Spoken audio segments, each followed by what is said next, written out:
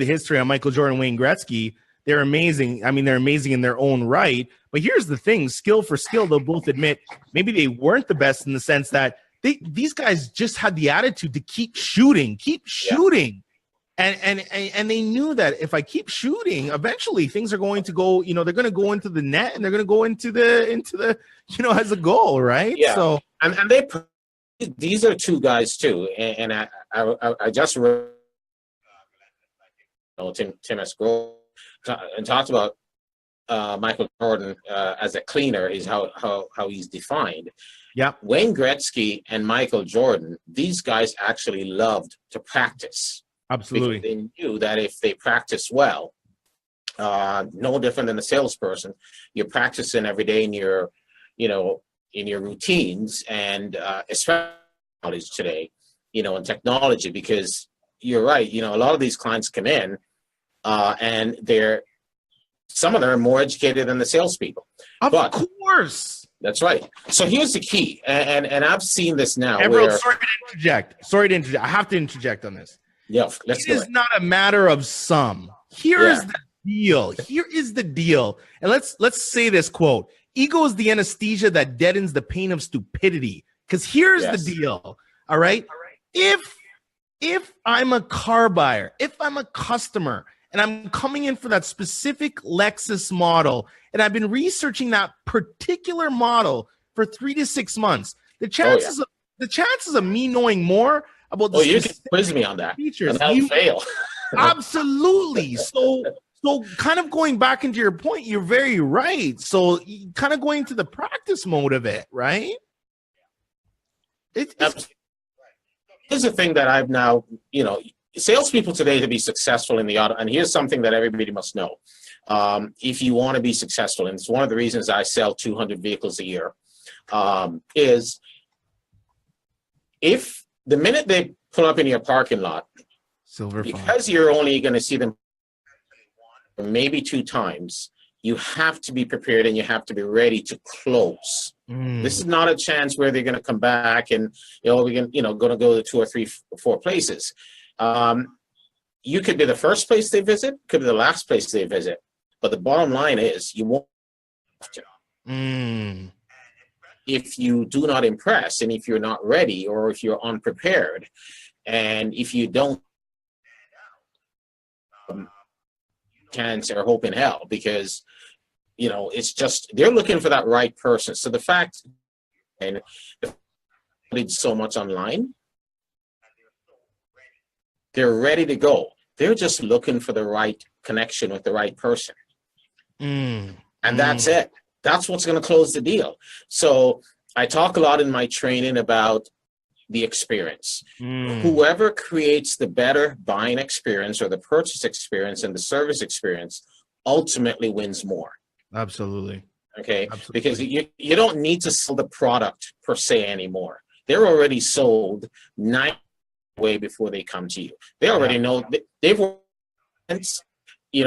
I give quotes and they're saying, well, that's not what it is on the website, or I got a different, all worked out the payments 6 different ways upside down. So you need to be prepared and you need to compete in service and an experience, build an experience.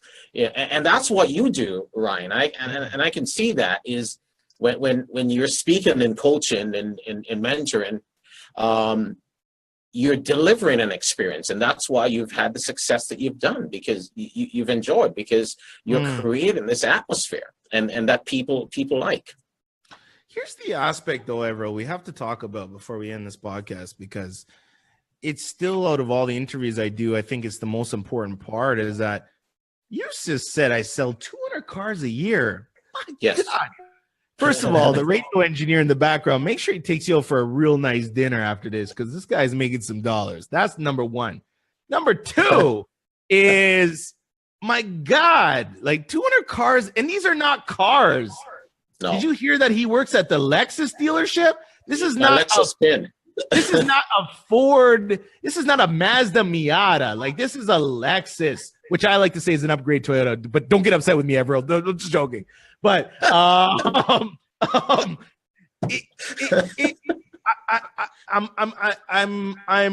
I really am in amazement because I've witnessed you for years, and you have this certain swagger and demeanor about you that is, you make it look really easy. And I know that's a really generic statement to say, but you do make it look easy. So I've actually kind of sat back and said, let's do a digital deep dive, if you will, on Everil Reed, because I'm like, how does he do it?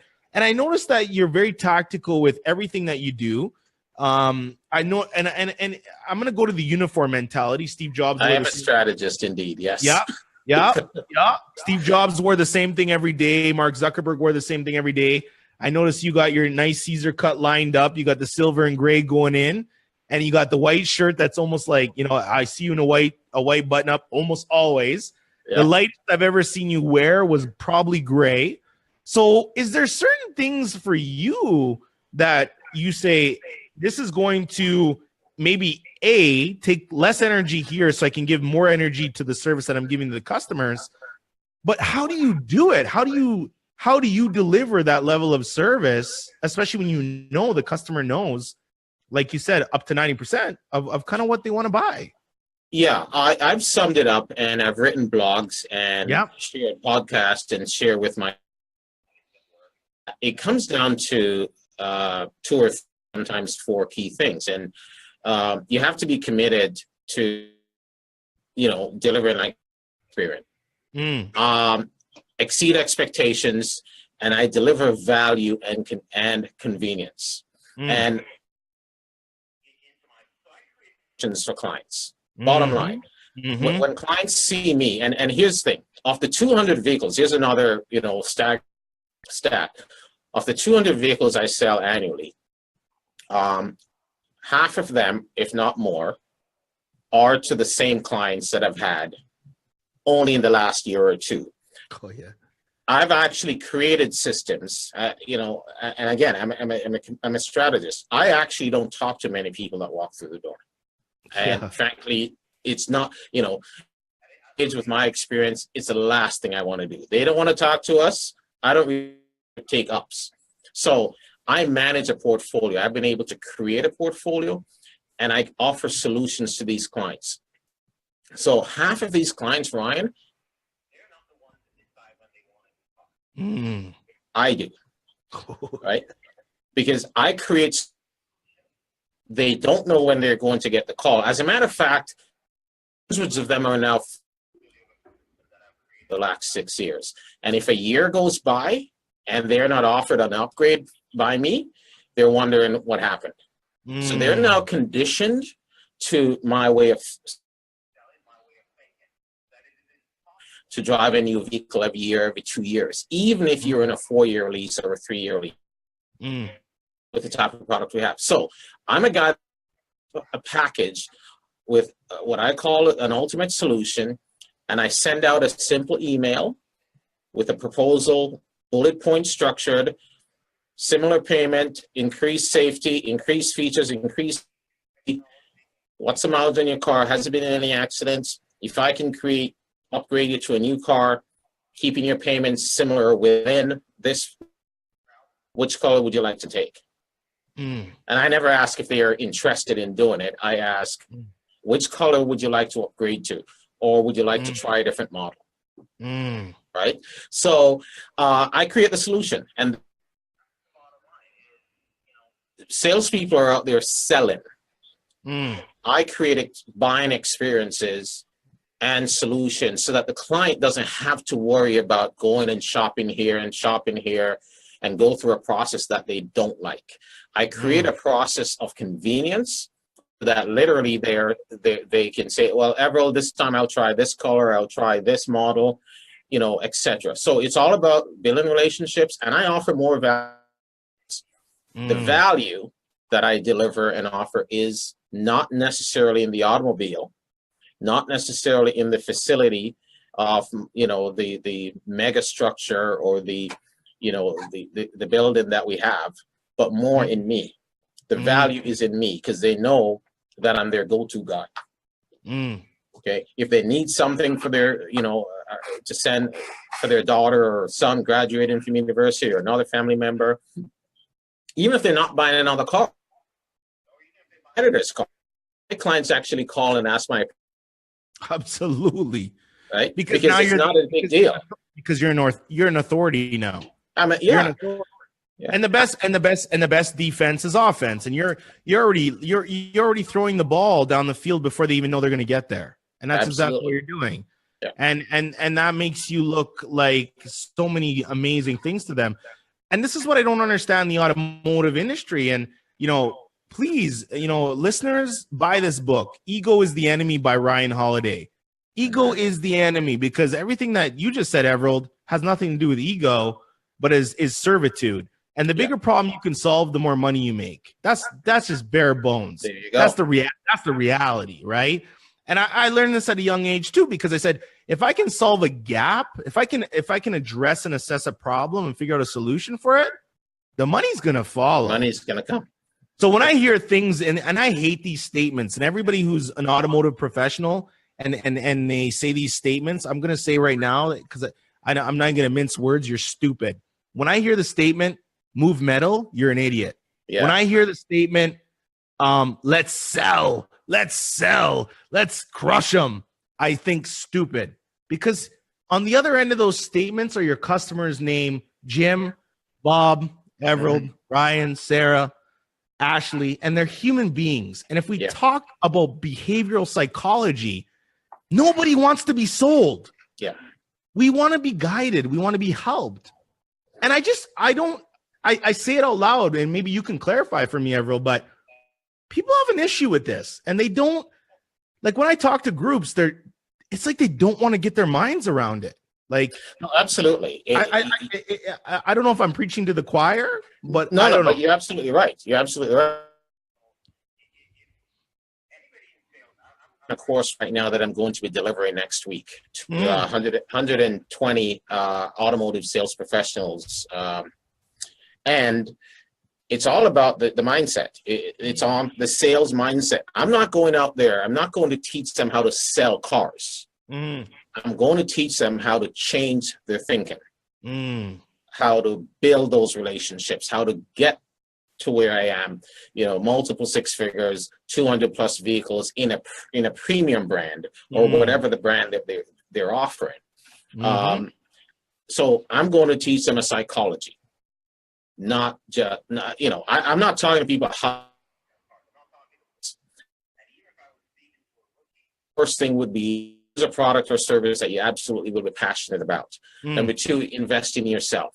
Okay, make personal development the cornerstone of your career. Okay, things like that. So those are just two of the things. Anybody?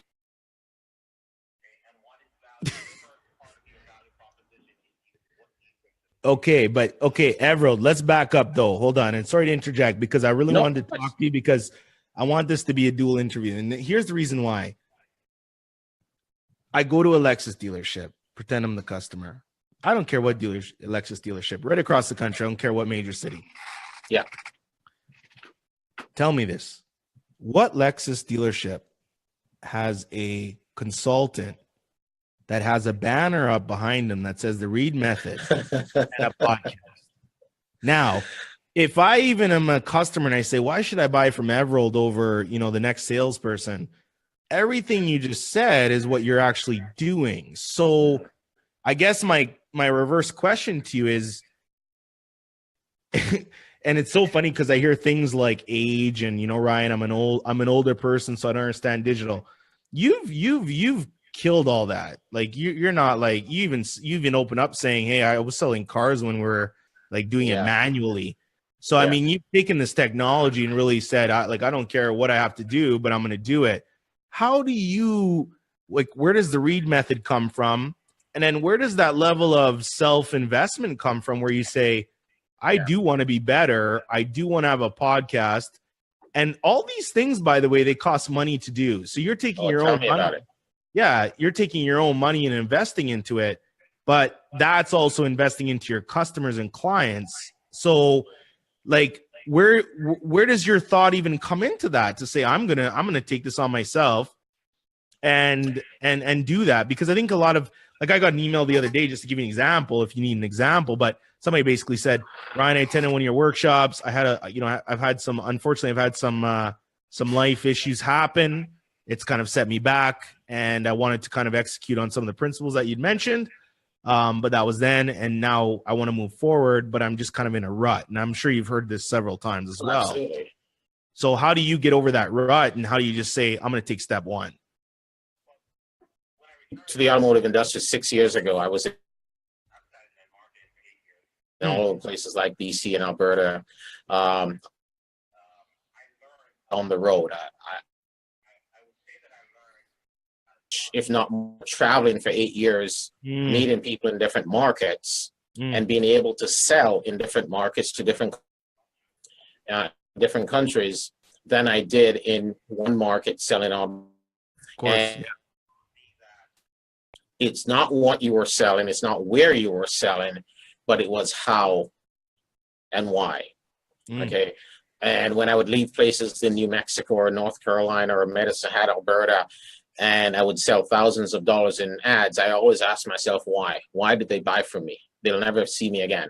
So answering those questions. And then when I returned to the automotive industry, I didn't like what I saw. I didn't like what I saw in terms of, the sales process was still old.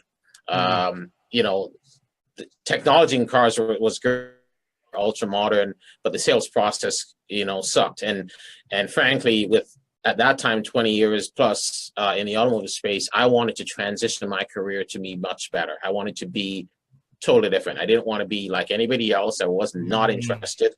I actually had I was licensed in 2 dealerships, working in 2 dealerships. I had an yeah. And I started writing the book, and nobody knew the book. And the biggest thing that I did myself was actually completing that book, because in your life you start many things and you don't actually finish. Right. Yeah. So that was a commitment I made, and I did that and made the conscious effort. So the bottom line is, I went back and I made commitments to myself to be better than I ever was. And that's what people can do, is to commit. And that's part of what I teach. Commitment to yourself, number one. So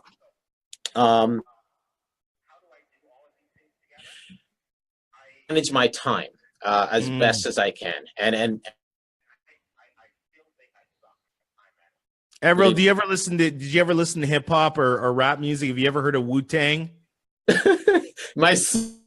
heard about that from my son. Okay.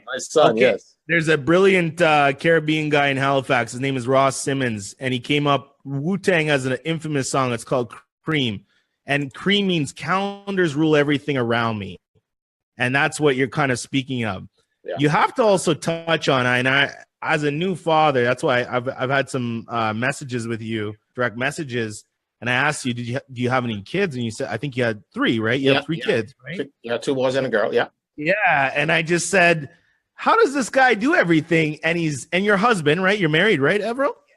So you're a husband, you're a father, and you're also doing all this. And I commend you, because as somebody who's younger, I'm always trying to pull from sources that even, the whole word mentorship, I think a lot of mentors don't even understand their mentors, because I have invisible mentors. So I have people I look to, they don't even know I look to them, because I just kind of think, if I ever have a day where I wake up and I'm like, oh my God, my life is really hard and I don't know how I'm going to do all this today, I just kind of look at people that are killing it and I'm like, Ryan, you have no excuse. Like, you got to get it done. You just got to get it done. Yeah. Right. Less sleep, more commitment. Yes. And taking action. And a lot of it is action and discipline. Yes. So listen, I think we may have to do a part 2. Oh, yes. Pretty soon, because we have passed our studio time, yes. so to speak. And there are some other questions here. Some really, and what I'll do, I'll read the questions and we'll leave it for another episode. Sure. Where we'll dive into them, because I think it's important to touch on the brick to click mentality that's coming now, where people are click to brick versus click to buy. Yeah, that new theme that's out there now, and the need for salespeople in the automotive space, especially with the amount of apps and online platforms that you can literally purchase your car on. And then the third thing is automotive dealerships in themselves, with the launch of Uber, all the different car sharing apps and car sharing companies, hourly rentals, Metro, all that stuff is growing, and less people, especially younger people, are choosing not to own vehicles. Everett, I'm going to say this: millennials and SEO and SEM and all these buzzwords that marketing people tend to use. The analogy is this: quarterbacks never throw the ball to the receiver; they throw the ball to the spot in which the receiver will be. Never ever sell the car; sell the need in which the car will fill. Yeah. Period. Yeah. And when you're putting out content, for instance, I'm selling a van. And not to be stereotypical, but we know that vans are associated with moms, and we know that vans are associated with families and kids, and there's soccer practice, hockey practice, basketball. So why would I want to put up a picture of a van on my ad? Why don't I put up a picture of kids hopping into the van, or how many soccer balls can be held into the van? Once you start talking about these micro pieces of content that people are looking for solutions to fill, you automatically become the authority. If I get up, even if you look at my social media, I don't talk about marketing a lot, because if I talk about marketing, I'm just another marketing guy that's talking about advertising and marketing, and that's boring. Yeah. So I really try to get personal with the way I push out my content. And I cannot stress this to everybody. Be yourself. And you said it best. David Goggins is amazing, but he said one quote, and I love it. He wanted to be uncommon amongst uncommon people.